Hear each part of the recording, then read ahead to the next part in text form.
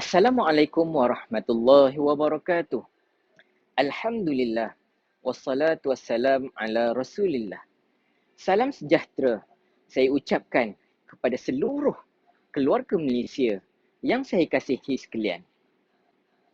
Saya Abdul Hadi bin Abdul Rahim, Pegawai Sains Jabatan Kimia Malaysia Negeri Pulau Pinang. Hari ini saya akan berkongsi kepada keluarga Malaysia sekalian berkaitan etching menggunakan prinsip elektrokimia. Jom sama-sama kita hayati demi merakyatkan sains, menginsankan teknologi.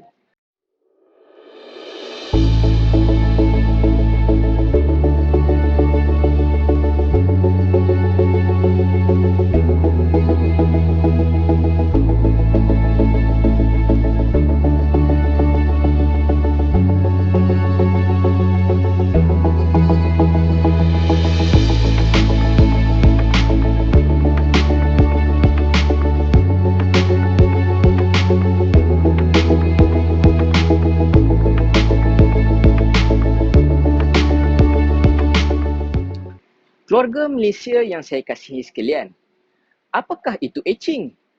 Apakah itu elektrokimia? Kedua-dua proses ini akan digunakan untuk menentukan nombor chassis dan juga nombor enjin asal bagi sesebuah kenderaan. Penentuan nombor chassis dan nombor enjin asal bagi kenderaan diperlukan terhadap kes-kes jenayah seperti kecurian kereta, kereta klon ataupun nombor chassis atau nombor enjin yang telah berkarat. Seringkali kita lihat di dada-dada akhbar dan juga media sosial di mana masalah kecurian kereta, masalah kereta klon yang sering kita lihat.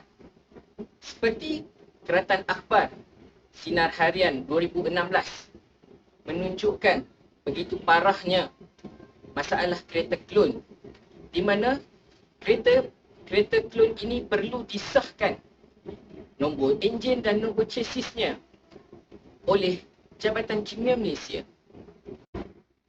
Ini adalah Keratan Akhbar Utusan Malaysia pada 2016 sehingga 2019 melaporkan berkaitan kes-kes kereta klon.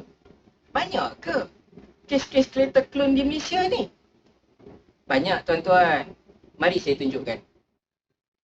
Keluarga Malaysia yang dikasihi sekalian, lihat gambar-gambar yang diambil daripada media sosial menunjukkan begitu banyaknya kereta-kereta klon yang dibawa masuk dari negara jiran yang ditangkap oleh agensi penguatkuasa seperti JBJ, Jabatan Pengangkutan Jalan dan juga pihak kastam Diraja Malaysia.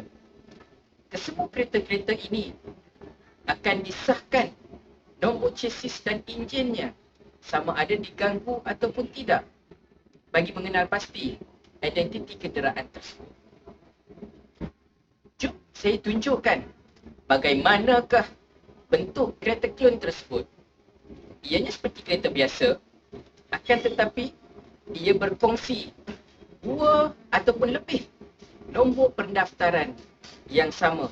Akan tetapi nombor chassis dan juga nombor enjin berbeza.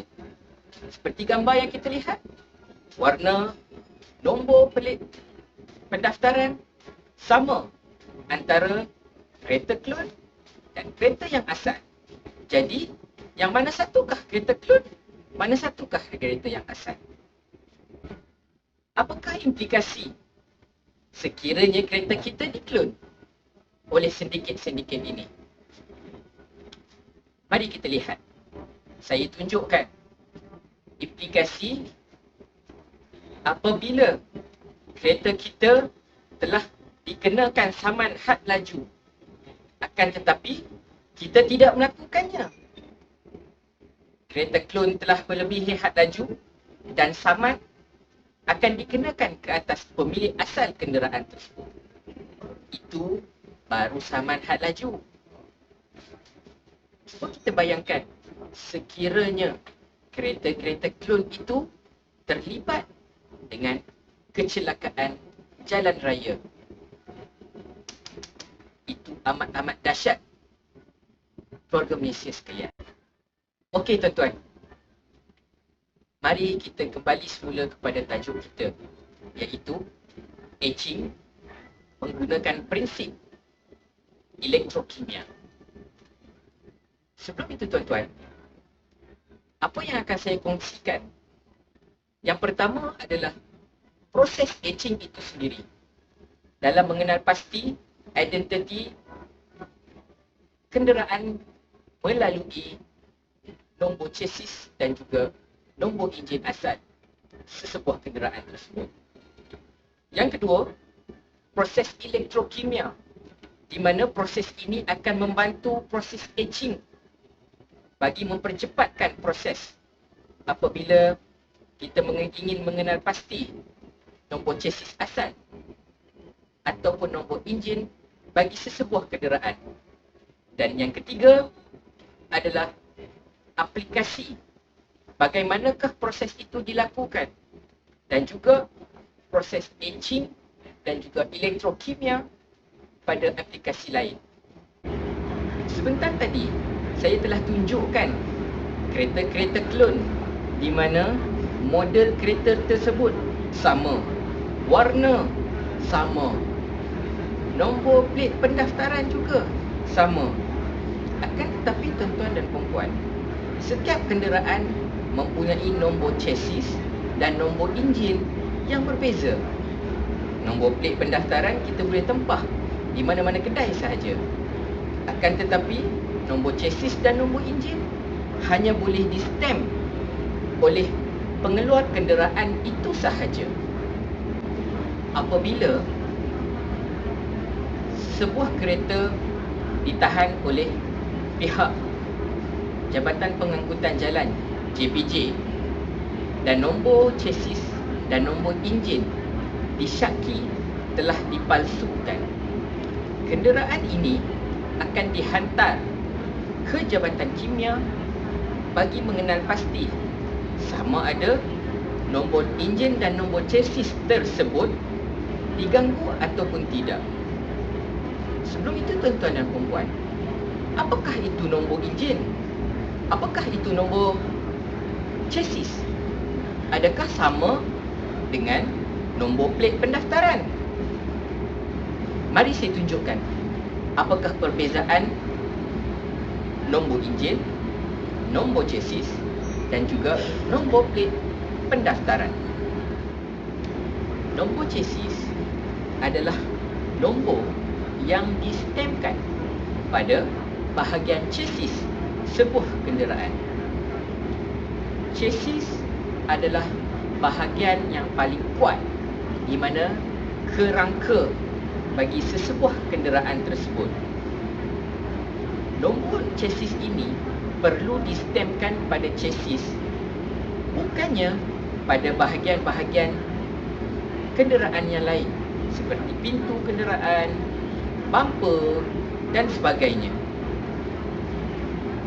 Manakala nombor enjin pula adalah nombor yang di-stampkan pada tapak pada blok enjin tersebut, bukannya pada bahagian-bahagian enjin yang lain seperti penutup enjin ataupun takungan minyak pada bahagian bawah enjin. Nombor ini mesti di-stampkan pada blok enjin. Gambar ini menunjukkan secara jelas nombor chassis yang di-stampkan pada bin chassis kenderaan ini, manakala nombor enjin yang di-stampkan pada blok enjin kenderaan ini. Seterusnya, nombor plate pendaftaran yang kita dapat lihat pada bahagian luar kenderaan. Sekarang, kita dah tahu perbezaan antara nombor chassis, nombor enjin dan nombor plate sesebuah kenderaan. Sekarang, saya akan tunjukkan pada kenderaan yang sebenar. Jom. Untuk kenderaan pertama berada di belakang saya, sebuah kereta Ford Mustang yang diidamkan oleh semua pengusaha kosmetik timbang kilo. Jom kita tengok dia punya lokasi nombor chassis. Jom.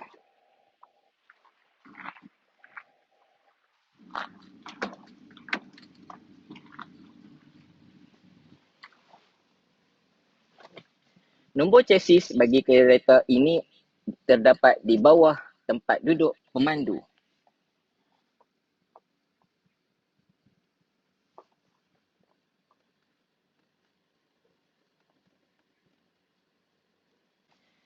Untuk nombor enjin pula, kita perlu buka pada bahagian enjin di hadapan kenderaan. Jom.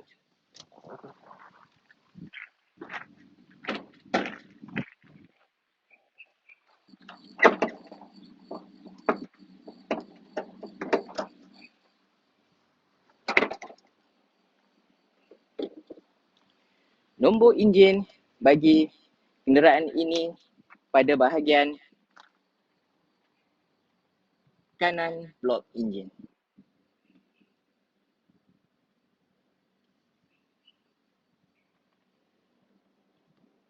Nampak tak? Okey. Jom kita tengok kereta yang dipanggil sebagai bangsa H. Untuk kereta Honda City, nombor chassis terletak pada bahagian dalam kenderaan, iaitu sebelah tempat duduk pemandu.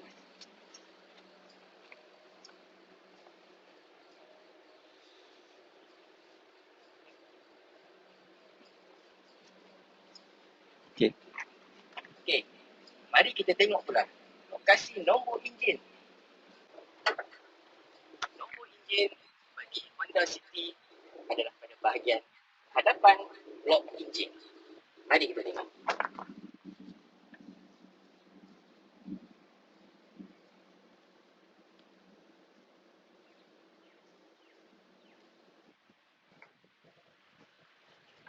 Seterusnya, kita tengok lokasi nombor enjin dan chassis bagi the king of highway, iaitu Prudo Myvi.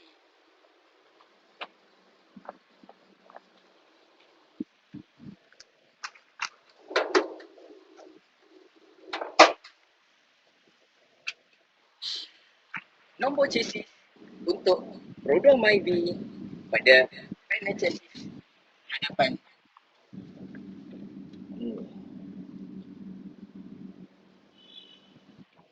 Manakala nombor enjin pula pada bahagian hadapan blok enjin.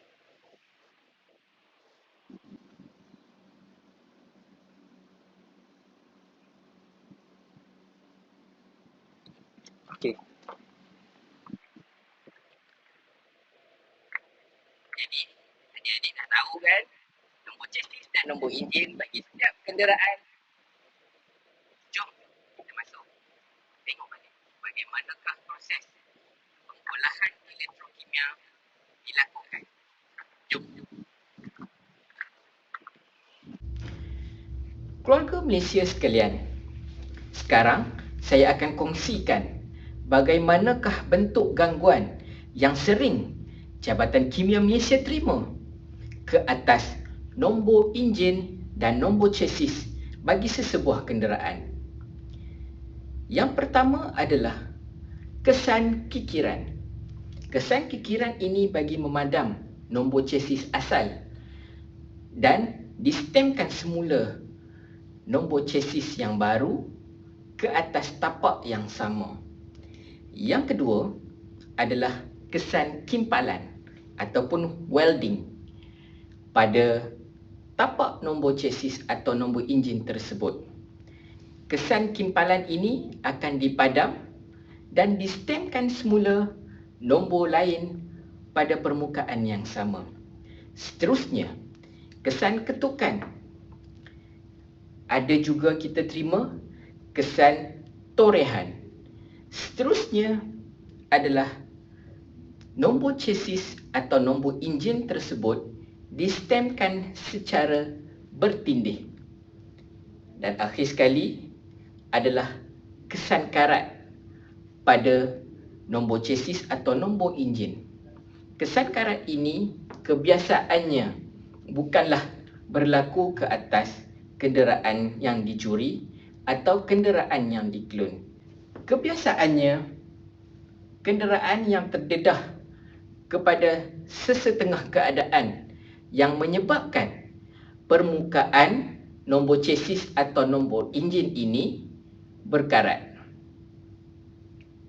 Sekiranya kenderaan tuan-tuan telah berkarat pada bahagian nombor chassis atau nombor enjin, permohonan boleh dibuat melalui Jabatan Pengangkutan Jalan JPJ, dan pihak JPJ akan merujuk kepada Jabatan Kimia Malaysia untuk menentukan semula nombor chassis dan nombor enjin asal bagi kenderaan yang telah berkarat pada bahagian nombor chassis dan nombor enjin tersebut. Seterusnya, keluarga Malaysia sekalian, saya akan kongsikan proses elektrokimia. Proses elektrokimia ini adalah proses di mana sebaik sahaja arus elektrik dialirkan melalui elektrolit, ion-ion akan terurai dan akan bergerak masing-masing ke anod dan katod, iaitu terminal positif dan terminal negatif. Penguraian elektrolit oleh arus elektrik. Sebagai contoh, molekul air iaitu H2O yang terdiri daripada dua ion iaitu H positif yang akan tertarik kepada katod terminal negatif, manakala OH negatif akan tertarik ke terminal positif ataupun anod. Elektrokimia terbahagi kepada dua. Yang pertama adalah sel elektrolitik dan yang kedua adalah sel kimia. Sel elektrolitik iaitu tenaga elektrik ditukar kepada tenaga kimia. Manakala sel kimia pula adalah di mana tenaga kimia ditukar kepada tenaga elektrik. Contoh aplikasi dalam sel elektrolitik adalah penyaduran logam, penulinan logam dan juga proses etching. Manakala sel kimia pula diaplikasi dalam industri bateri kereta ataupun bateri telefon tangan kita. Mari saya tunjukkan pada keluarga Malaysia sekalian aplikasi proses etching dan juga proses elektrokimia di Jabatan Kimia Malaysia. Dengan menggunakan proses etching dan proses elektrokimia, nombor chassis asal dan nombor enjin asal bagi sesebuah kenderaan dapat dikesan semula. Bagaimana tu, keluarga Malaysia sekalian? Mari saya tunjukkan.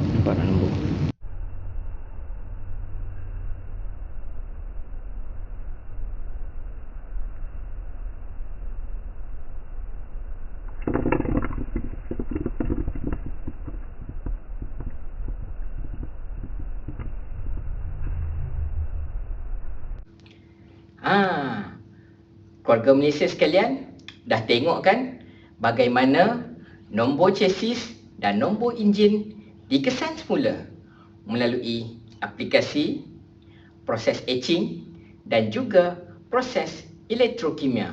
Tapi, bagaimana nombor pada permukaan yang telah dikikir tersebut dapat ditemui semula? Keluarga Malaysia sekalian, kita ingatkan semula pada awal-awal pembentangan saya sebentar tadi. Kita dah mengetahui apakah itu nombor chassis dan nombor enjin. Kita juga mengetahui kenapa proses ini perlu. Yang ketiga, kita telah melihat proses elektrokimia itu sendiri.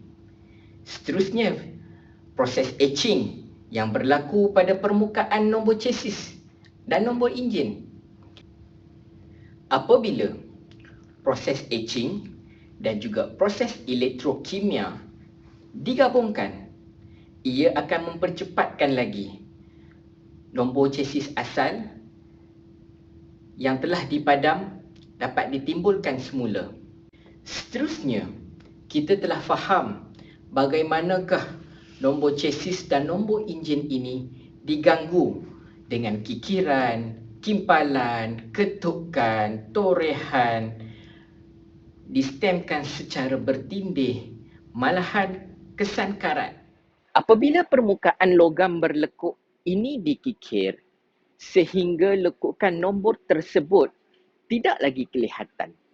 Nombor chassis atau nombor enjin ini akan hilang dari pandangan mata kasar kita. Setelah proses etching dan elektrokimia ini dilakukan pada permukaan yang dikikir tersebut, permukaan logam akan menghakis sedikit demi sedikit. Nombor asal yang distemkan itu akan terdedah semula. Kerana kawasan permukaan yang telah berubah struktur mikro lebih cenderung untuk bertindak balas dengan asid atau alkali dari kawasan logam tidak berubah struktur mikronya. Keluarga Malaysia yang saya kasihi sekalian, dalam pembuatan kerangka chassis dan blok enjin sesebuah kenderaan, pengeluar kenderaan menggunakan logam atau material jenis yang berbeza bergantung kepada kos, ketahanan dan kegunaan sesebuah kenderaan tersebut. Secara umumnya, kerangka chassis dibina menggunakan sama ada logam jenis steel iaitu keluli atau alloy iaitu campuran logam. Manakala blok enjin pula dibina menggunakan material jenis aluminium atau cast iron. Jadi, larutan kimia yang berbeza digunakan bergantung kepada material jenis logam yang digunakan pada tapak nombor chassis atau nombor enjin mengikut kenderaan.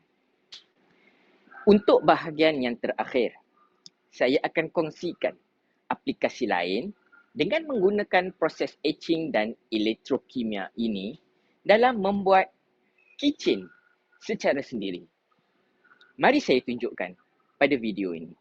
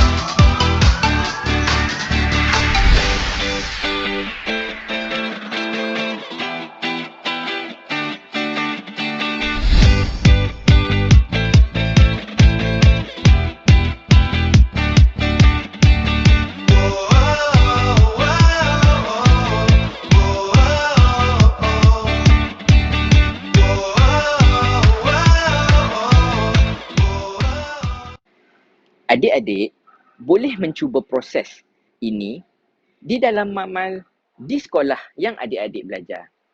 Menarik kan? Tapi ingat, adik-adik jangan lakukan proses ini secara bersendirian. Adik-adik perlu melakukannya dengan pengawasan guru subjek yang berkaitan atau orang yang mahir melakukannya. Jangan lupa ya adik-adik, kerana bahan kimia ini perlu digunakan secara berhati-hati.